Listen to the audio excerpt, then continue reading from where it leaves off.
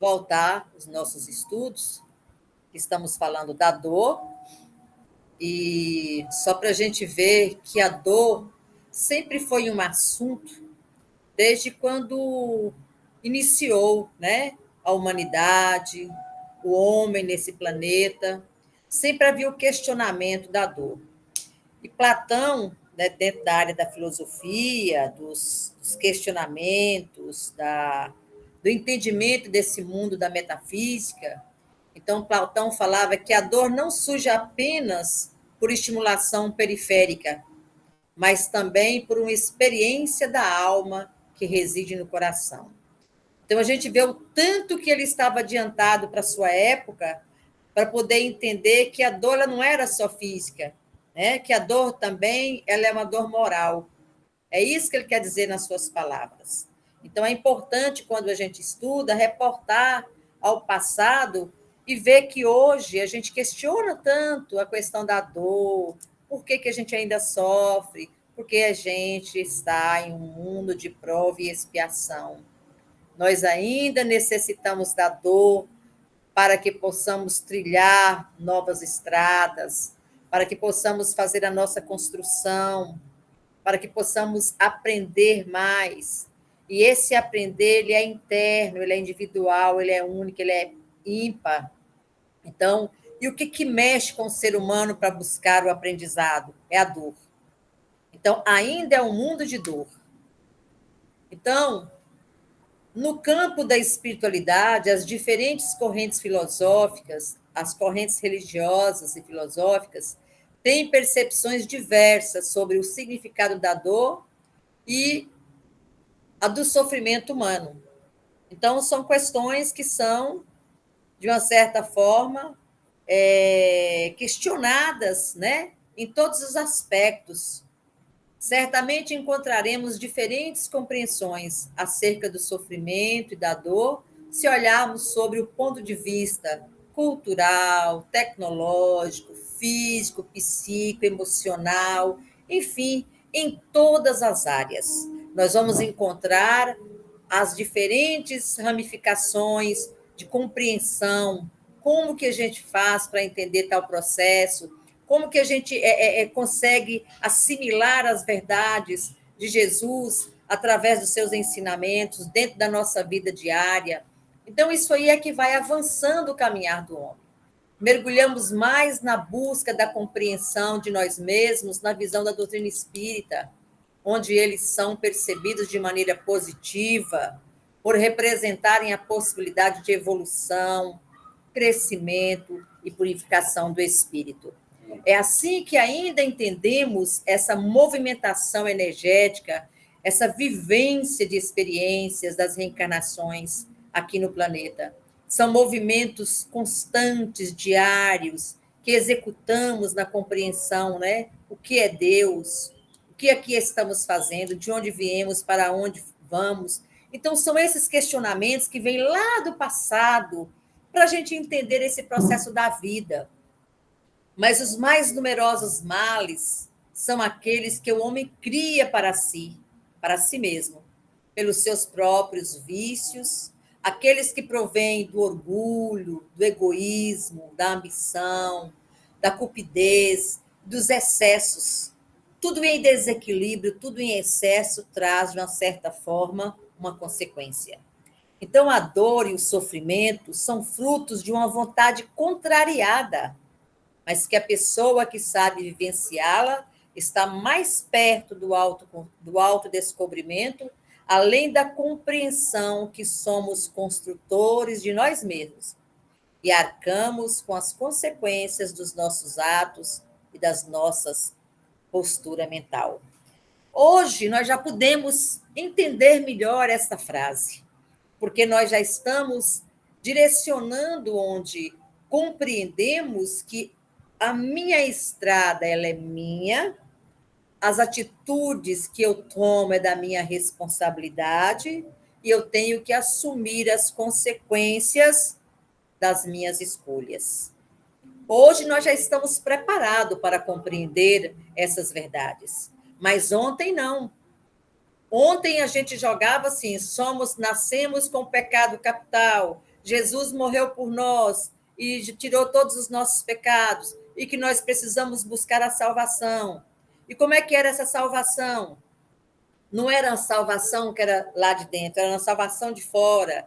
Tem que ter uma religião, vai lá todo domingo, tem aquela prática, mas a prática da mudança interior, da reforma interior, ela vem através dos anos, da compreensão, da abertura, para que a gente fosse assimilando outras verdades e compreendesse melhor o Evangelho de Jesus, dentro da sua magnitude, dentro das suas inúmeras janelas e portas que vão se abrindo à medida que a gente amadurece, à medida que a gente estende as nossas inteligências e as nossas condições, né, de entender. Somos criaturas, centelhas divinas, em busca do Criador ou ao encontro do Criador. E para chegar a esta elevação de mundos ditosos, há uma trilha ou um caminho muito largos para a gente caminhar com leveza, com responsabilidade, mas, acima de tudo, com muito amor. Então, vivemos momentos de grandes conturbações. Isso aqui é importante porque vai estar ligado, inclusive, a uma palestra de Haroldo Dutra, que ele tem falado disso, né? Vivemos momentos de grandes conturbações, onde mais do que nunca se faz necessário orai e vigiai. Em Trilhas da Libertação, de Divaldo Pereira Franco, nós fomos alertados que a partir da década de 60, espíritos profundamente ignorantes se reuniriam no mundo espiritual, traçando uma rota para aquilo que eles entendiam como um plano para dominar a humanidade, baseado no poder, no sexo e na vaidade. Gente, vamos dar uma pausa aqui e lembrar que nós estamos vivendo um mundo de transição. Nós estamos falando sobre a dor. E hoje nós vivemos inúmeras dores de todos os tipos e qualidades.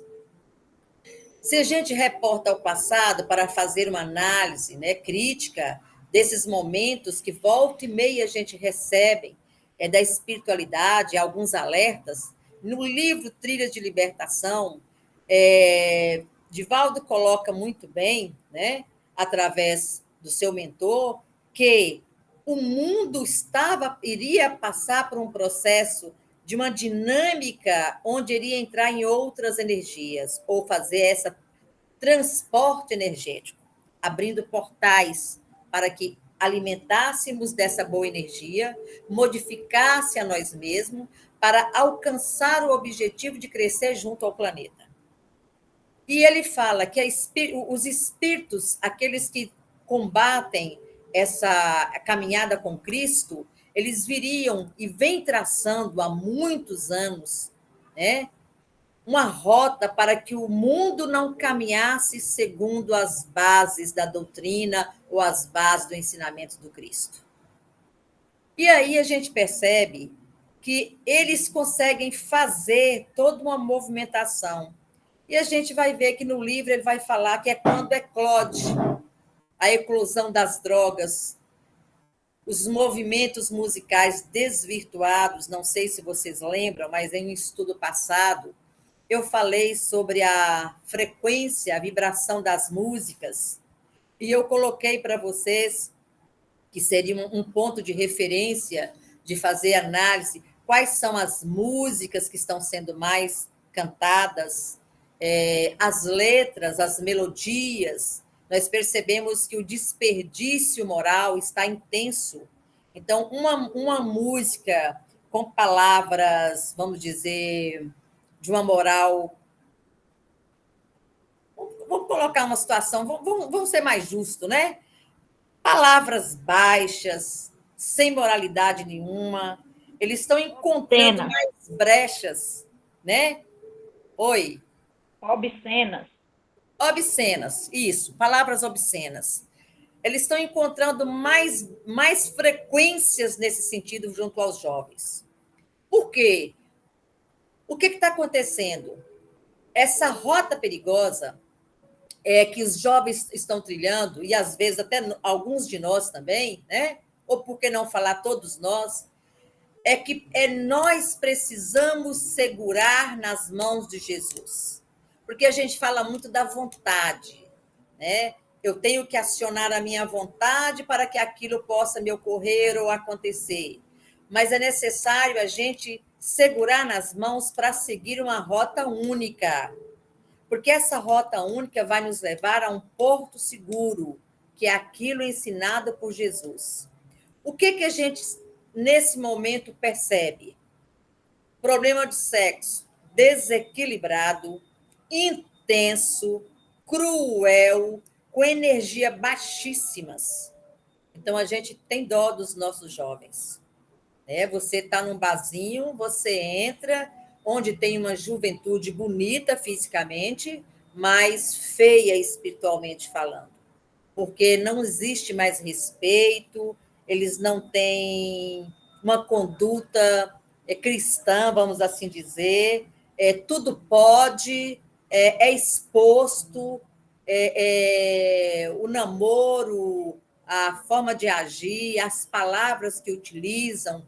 Então, assim, vulgarizou muito. E Haroldo Dutra, ele colocando que se a gente que está à frente da doutrina espírita não tomar um rumo diferenciado para buscar, sabe, para agregar a juventude ao caminho do Cristo, ele fala que daqui uns 40 anos a doutrina espírita ela vai sendo excluída, porque muitos centros começam a fechar porque não tem aqueles seguidores para que dê continuidade ao processo. E é isso mesmo. Se a gente olhar, são poucas casas espíritas hoje que têm uma juventude ativa numa rota dinâmica de fraternidade, de aprendizado, de vontade de crescer, porque os jovens são envolvidos no quê? Eles estão envolvidos no bel prazer. Eles não estão com necessidade ainda de questionar, de entender algo que não entende, que é a si mesmo. A leitura ainda está muito para o externo do que para o interno. Então, observamos com tristeza que a juventude não vem sendo preparada adequadamente, principalmente no que se refere à evangelização. Isso condiz também, minha gente, com a questão da sociedade que estamos vivendo hoje, né? Essa sociedade que se partiu, ela está sendo crucial, um capitalismo selvagem, onde pais e mães acordam cedo, vai trabalhar, muitos nem vêm em casa almoçar, as crianças estão sendo criadas por babás, não se importa, né? Qual é o pensamento, qual é a postura que aquela criatura tem. Nós temos aí hoje também essa questão da tribo digital, olha tudo, vê tudo, aprende de maneira desorganizada, desequilibrada. Então, os princípios morais estão se perdendo. E isso é muito perigoso, porque isso é o caminho da sombra, justamente para desvirtuar essa leva de criaturas que estão aqui em um processo para abrir as portas do aprendizado, do crescimento espiritual. E, infelizmente, estão se deixando levar pelo prazer, pelo sexo, pela droga, pela liberdade, eu posso tudo, é tudo natural, para que Jesus, para que Deus? Porque, de uma certa forma, a vida toda, nós que somos mais velhos, a gente percebe que a religião, quer queira, quer não, ela é uma trava, né? Para que a gente não faça as coisas erradas, mesmo que num aprendizado ainda tão diferenciado, é porque não pode, porque é castigo, que Deus vai te punir, que você vai para o inferno. Mas ainda assim, com essas palavras, isso é um freio para que a gente analise duas vezes qual porta que eu vou entrar. E eles estão tentando tirar isso dos jovens. Então, eles estão como se aquela boiada, né, que não tem dono. Eles estão fazendo tudo o que deve, que acha, do jeito deles e não aceita nenhum tipo de imposição. Essa é a referência que muitos médios têm feito para o momento que nós estamos atravessando. Então, é uma chamada para nós, pais, avós, tios, né? Direcionar os nossos jovens para esse caminho do autodescobrimento, da abertura de consciência. Há que se considerar que a grande maioria das pessoas ainda não se conscientizou do sentido metafísico da vida do planeta Terra, porque muitos sequer compreende com a devida profundidade e extensão os múltiplos aspectos e ocorrências que diz respeito à própria realidade. É aquele lance de você começar a questionar, né? Quem sou eu? Como é que é essa existência? A gente vem de onde? Quem é Deus? Quem é Jesus? Qual é o sentido da vida? Porque são esses questionamentos que vai abrindo as portas. São essas refutações, essas indagações que a gente começa a olhar para dentro de nós. E a outra é a dor. Então, são os caminhos que levam a caminhar. São argumentos, são instrumentos que são utilizados para a gente dar o passo. Então, buscam assim com sofreguidão as alegrias, o prazer físico e material, bem como a satisfação imediata dos seus anseios. Nós percebemos muito hoje que os jovens estão assim, eu quero isso, e agora? Anda, faz isso logo. Não tem aquela paciência, né? Por quê? É a cultura, é a época, é a tecnologia. Porque tudo na vida que é bom tem dois pontos. Ele pode ser benéfico demais para uma situação, mas maléfica para outra. Então, a gente vai vendo as mudanças que ocorrem na sociedade, nessa sociedade agitada, consumista, capitalista, né? Onde o ter ele está assim tão intenso, né? Eu sou amigo de fulano de tal, eu faço parte dessa patota e muitas vezes para fazer parte daquele grupo você vai contra até os seus padrões morais porque você necessita da autorização, né, ou da proteção daquele agrupamento, e isso está desvirtuando os espíritos que aqui estão nesse momento. Mas também, lembrando que lá na frente nós vamos falar das crianças cristais, das crianças índicos, das crianças que estão vindo com uma elevação de pensamento, de sabedoria, de intelectualidade, não são santos. São criaturas, mas que têm um intelecto extremamente além dos nossos e que vai nos possibilitar a descoberta da ciência, né? De uma filosofia mais avançada, de um caminho mais compreensível para que a gente possa olhar para dentro de nós, no autodescobrimento, quem somos de verdade, aprender com mais tranquilidade. É como se fosse uma nova faculdade, né? Novas portas, novos ensinamentos. E essas crianças têm essa responsabilidade. É tanto que Divaldo coloca muito bem que, a partir do ano de 2010, nós teremos aqui toda aquela leva de espírito da época do iluminismo vão estar reencarnados nesse processo, porque eles fizeram com que a era das trevas, né, aquela punição da Igreja Católica, das fogueiras, das heresias, todo aquele processo que foi vivido naquela época, que foi o divisor de água, foi o iluminista. Por quê? Mentes que souberam trabalhar todo o processo da história para que viesse essa nova mudança. Ou seja, a razão não era mais aquela fé irracional, uma fé cega, mas era uma fé racional, que é a preparação para a doutrina espírita.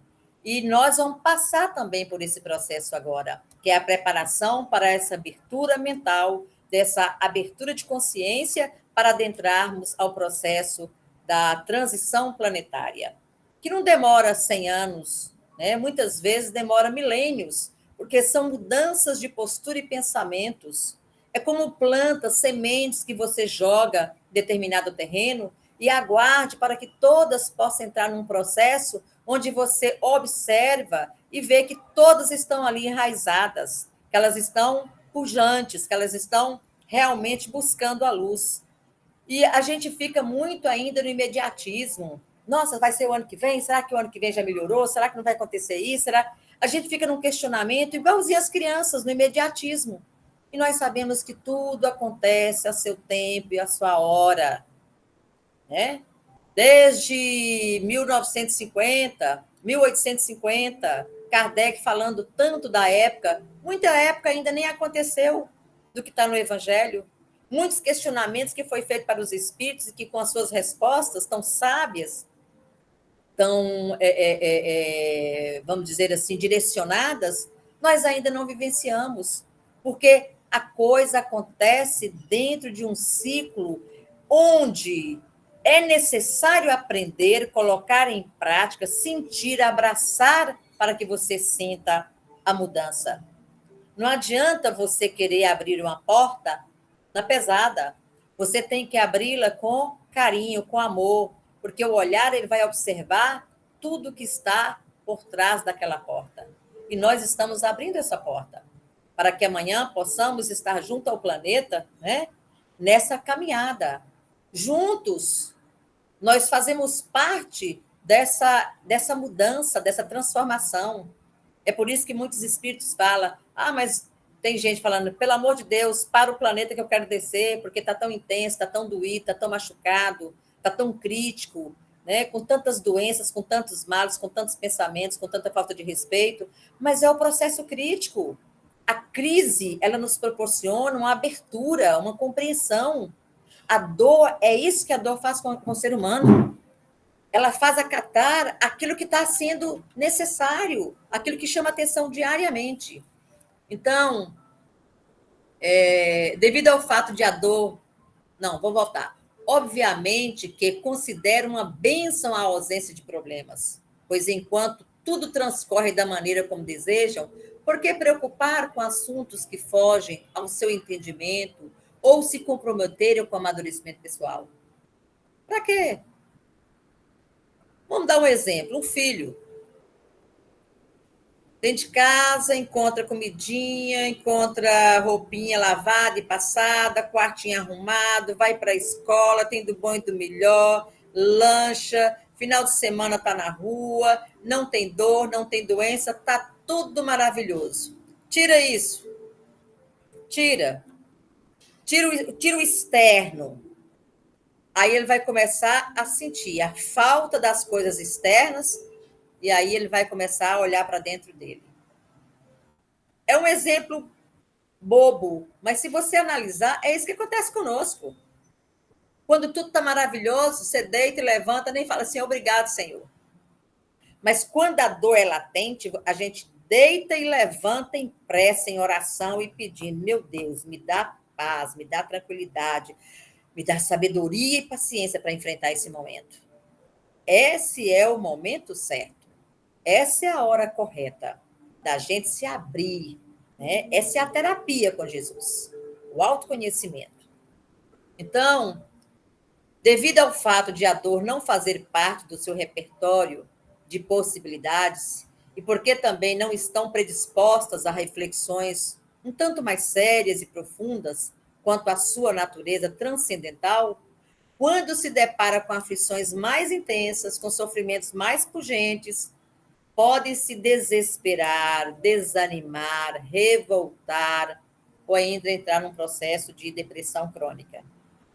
É o que a gente percebe hoje em dia, né? Por que desesperar? A falta de fé, a falta de amor, a falta de Jesus. Desanima, paralisa, estou perdido, estou sozinho, revolta contra Deus, revolta contra todos, e entra no processo de depressão crônica, levando inclusive ao suicídio. Esse é o momento que nós estamos vivendo. Dessas palavras, podemos afirmar que aquilo que mais incomoda uma pessoa é o que pode lhe prestar maiores benefícios, porque a impele a outras descobertas e as mudanças. É a dor. E bem sabemos que, se não formos incomodados, a tendência em nós é acomodarmos. Por isso que a dor, em suas diversas fases, num primeiro momento nos faz voltar para dentro de nós mesmos, para somente depois nos predispor à superação do desconforto. A dor é aquele momento em que você baixa a cabeça e fala assim, meu Deus, e aí, o que está acontecendo comigo? Né? Nossa, mas eu não estou sentindo bem, eu ando tanta dor de cabeça, eu ando entristecido, eu ando angustiado. É o momento em que você tira o foco do externo e busca o interno. É por isso que Joana de Anjos fala, né? Que a dor é a bênção. O guilhão que... A agulha que faz doer, que faz tirar sangue, para você atentar ao seu corpo, à sua alma, ao espírito, a tudo que te envolve dentro do mundo. Assim como uma das funções da inteligência é se ocupar daquilo que não está indo bem em sua vida e encontrar alguma alternativa ou alguma solução para a dor que daí decorre. Nós somos inteligentes. A inteligência, ela aguça a partir do momento que você começa a questionar, estudar e descobrir coisas novas. Porque o autodescobrimento ou o entendimento de coisas novas te faz acalmar. Eu não entendo o trovão. O homem não era assim, tinha medo? Deus Tupã está nervoso, está agitado, está com raiva da gente. Vamos aqui fazer um ritual, vamos dançar, vamos cantar para agradar a Deus, para ele poder mandar o trovão embora. Nós somos assim. Hoje sabemos o que é o trovão. A ciência já comprovou, né? Faz parte da mãe natureza. Já tem toda uma explicação do barulho. Então, assim, a física, pronto, não temos mais medo do trovão. Nós já sabemos o que é o trovão. As descobertas, elas são pequenas e grandes ao mesmo tempo. Porque uma pequena descoberta faz a gente abrir uma janela grande para olhar para nós e para o mundo. Quando estamos, por exemplo, com um problema mais contundente, não é ele que monopoliza nossos pensamentos e sentimentos? Né? Quando alguém está doente em casa, mexe com todos, com o próprio doente, que movimenta toda uma família em torno daquele que está doente. Muda-se, transforma-se. A família se une. O processo da dor traz união, traz compreensão, traz resignação, traz oração para dentro de casa, traz mudança energética. Aí André Luiz nos vem e fala: dor para nós significa possibilidade de enriquecer a alma. Olha que fantástico. Dor para nós significa possibilidade de enriquecer a alma. Fica aí o aviso, né, para nós. Sempre houve uma barreira entre a espiritualidade e a ciência, mas isso está sendo quebrado nos últimos anos, porque a ciência e a medicina têm produzido muitos artigos científicos, comprovação, resultados, evidenciando o sinergismo, ou seja, o trabalhar juntos, aderir, compreender, juntar essas duas forças, né? Espiritual e ciência, para que essas duas façam confronto. São duas grandes fronteiras que vão buscar os valores positivos, ajudando a enfrentar o sofrimento, aumentando as possibilidades de cuidado, reduzindo o custo da medicina tradicional. Conhecimentos e práticas ancestrais, geralmente vistos como subjetivos, ganham cada vez mais respaldo da ciência e da medicina para seus resultados. Nós estamos voltando aí, à época da meditação, à época do silêncio mental, do zen, né? Onde nós precisamos nos escutar. Nós estamos buscando quem? Lá atrás. Meditar, orar, eram os grandes sábios que conseguiam ficar só, os eremitões. Isso está trazendo, nesse momento, está uma febre. Por quê? Se descobre que o silêncio, que a meditação, que uma música que acalma os ouvidos, chegando essa calma no coração e na mente, ela sossega, ela dá serenidade, ela tranquiliza, equilibra. Olha que sabedoria. Estudo já comprova que a espiritualidade não necessariamente ligada a uma religião. Por exemplo, tem efeitos positivos sobre quem passa por algum sofrimento físico, emocional ou mental. Né? As águas sulfurosas, as águas com essências, com flores, que você deita em uma temperatura que o seu corpo sente a calma, relaxa. São coisas do passado, dos nossos ancestrais, dos conhecimentos de longe do passado, que nós estamos resgatando como forma de energizar, de nos acolhermos, de compreender o sofrimento. Então, o sofrimento, meus irmãos, é uma coisa boa e não uma coisa ruim. É somente através desse processo que nós transformamos. E a gente, na ignorância, reclama, mas cadê Deus? Por que Deus deixa acontecer isso? Por que Deus deixa tanto sofrimento? É aquele lance, somos espíritos ainda ignorantes, mas livres, libertos, com livre-arbítrio e com inteligência. Deixe caminhar. Atue a sua mente, os seus passos, da forma que lhe condiz. Venha ao meu encontro. Estarei sempre te aguardando e te esperando, mas sempre colocarei ao seu lado um foco de luz, para que esse foco de luz seja sempre o seu rumo correto, assertivo. Mas também compreenderei quando esse foco não fizer parte da sua vida e que escolher o processo da escuridão. Quando suportar a sua alma no sofrimento e na dor com resignação, estarei contigo. Quando suportar o seu sofrimento na revolta e numa vida dúbia, também estarei contigo, porque tu és o meu irmão maior. Tu és importante, te conheço pelo nome e faço diariamente um diagnóstico da sua alma. É assim que Jesus nos vê, é assim que ele nos conhece. Então, a gente fica tão naquela preocupação de fazer uma mudança rápida porque eu estou pecando, que eu estou... Não, gente, vamos tirar esse pensamento antigo. Vamos tirar essa autopunição. A culpa, a punição, a crítica atrapalha mais do que ajuda. É só entender, eu errei até agora, porque eu não sabia. Mas agora eu aprendi, agora eu não posso errar, porque eu sei. Né? Então, essa é a vantagem da gente caminhar no caminho de Jesus.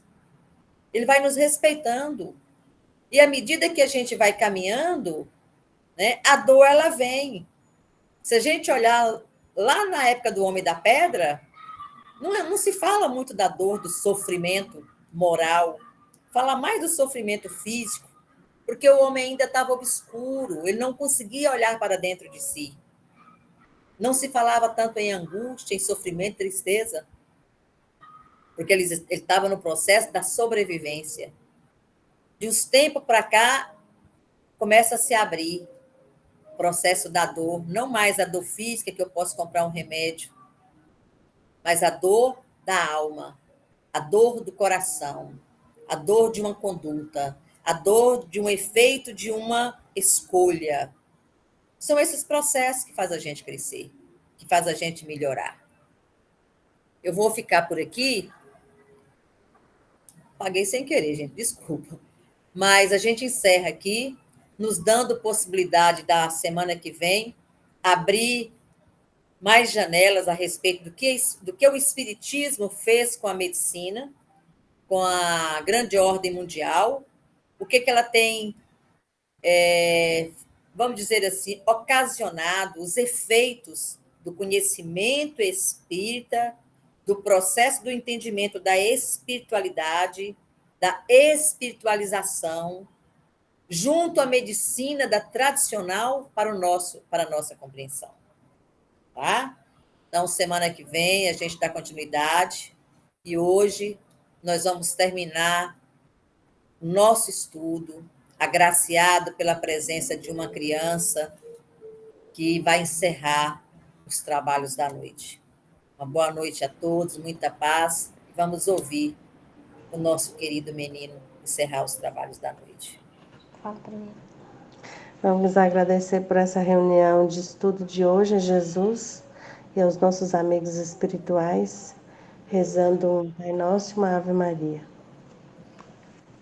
Ave Maria, Cheia cheia de graça, o Senhor é convosco. Bendita sois vós entre as mulheres. Bendito é o fruto do vosso ventre, Jesus. Santa Maria, Mãe de Deus, rogai por nós, pecadores, agora e na hora de nossa morte. Amém. Pai nosso que estais nos céus, santificado seja o vosso nome, venha a nós o vosso reino, seja feita a vossa vontade, assim na terra como no céu. O pão nosso de cada dia nos dai hoje. Perdoai as nossas ofensas, assim como nós perdoamos aqueles que têm ofendido. Não nos deixeis cair em tentação, mas livrai-nos do mal. Amém. Obrigada a todos. Obrigada, Graças a Fátima. Deus. Graças a Obrigada, Deus. Fê. Obrigada.